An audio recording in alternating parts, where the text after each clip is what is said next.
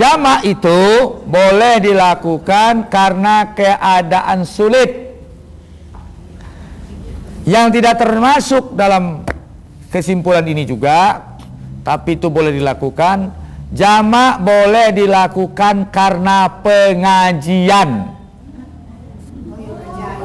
Nah, tulislah dulu, soalnya nanti nggak ketemu dalam buku. Itu hasil kajian-kajian kita. Suatu hari Ibnu Abbas ceramah dalam hadis Sahih Muslim, dalam Imam Tirmizi, riwayat Imam Tirmizi, dan juga Bukhari dalam kitab Nil Autar. Suatu hari Ibnu Abbas ceramah, masuk waktu maghrib, teriaklah jemaah, sholat, sholat, sholat.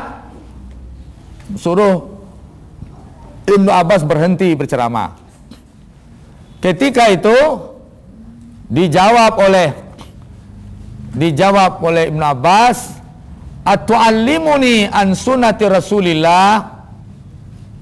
Atu'allimuni an sunnati Rasulillah? Apakah engkau akan mengajarkan aku tentang sunnah-sunnah Rasulullah SAW?" Terus dia sampaikan sebuah hadis, "Shallan Nabiyyu bil Madinah." Salat Nabi sallallahu alaihi wasallam bil Madinah. Nabi sallallahu alaihi wasallam salat di Madinah samanian wa sab'an. Samanian wa sab'an. Nabi telah salat di Madinah sebanyak 8 rakaat dan 7 rakaat. Maksudnya 8 rakaat Nabi menjamak zuhur dengan asar. 7 rakaat maksudnya Nabi menjamak maghrib dengan isya. Bil Madinah maksudnya di Madinah, berarti Nabi tidak keluar, tidak safar. Nabi tinggal di Madinah. Tanpa safar, Nabi menjamak sholat. Maka jamak itu disebut dengan istilah jamak bil hadir. Nah, jamak itu, maka hadis ini diperdebatkan oleh para ulama. Diperdebatkan oleh para ulama. Ada yang mengatakan la'allahu marid. Mungkin karena Nabi sakit. La'alla matar. Mungkin karena hujan. Di praduga-praduga. Namun Ibnu Hijr membantah bahwasanya praduga-praduga ini tidak bisa dijadikan argumen, tidak bisa dijadikan hujah. Ini semua ditolak. Yang jelas sesuai dengan hadis tadi, Nabi tanpa safar telah melakukan sholat menjamak zuhur dengan asar 8 rakaat, menjamak maghrib dengan isya 7 rakaat, maka jamak itu dibolehkan. Dan ini argumennya akurat. Namun kata Ibnu Hijr, hal ini tidak boleh dilakukan sering-sering. Orang Syiah menjadikan hadis ini jadi pijakan mereka. Maka orang Syiah itu selalu menjamak sholat, selalu menjamak. Dan ini tidak benar. Kenapa? Karena ada hadis lain yang mengatakan as-sholatu ala waqtiha. Dalam ayat juga ada sholatu kitabun mauquta, yaitu sholat tepat pada waktunya dalam hadis. Kemudian kitabun mauquta dalam Al-Quran, maksud adalah ketetapannya waktu sholat sudah ditetapkan. Nah, ini artinya apa? Sekali-sekali karena kesulitan-kesulitan kita atau keadaan-keadaan kita, itu boleh kita menjamak sholat. Hadis ini disampaikan oleh Ibnu Abbas ketika dia sedang disuruh menghentikan pengajian, dan hal itu dijawab dengan hadis ini. Berarti menurut Ibnu Abbas bahwasanya pengajian boleh, karena suatu pengajian kita boleh menjamak sholat.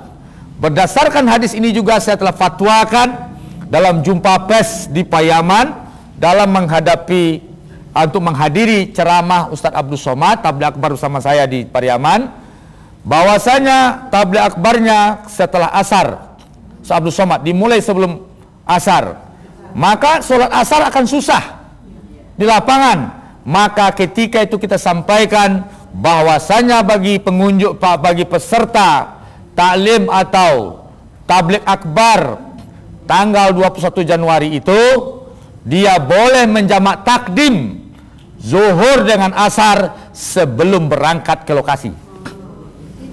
Boleh menjamak takdim sebelum melakukan zuhur dengan asar sebelum masuk ke lokasi. Dan itu penting. Boleh. Ya, kenapa? Karena boleh kita karena kesulitan. Dalil yang pertama tadi, dalil yang disampaikan oleh Ibnu Abbas. Dalil yang kedua adalah kaidah fiqhiyah, usul fikih yang mengatakan al-masyaqqatu tajlibu taisir. Kesulitan itu melonggarkan hukum. Kesulitan itu melonggarkan hukum. Jadi dalam hal ini bahwasanya jamak itu juga boleh dilakukan karena kesulitan-kesulitan tersendiri. Ya, kesulitan-kesulitan tersendiri. Dan begitu juga persoalan kasar.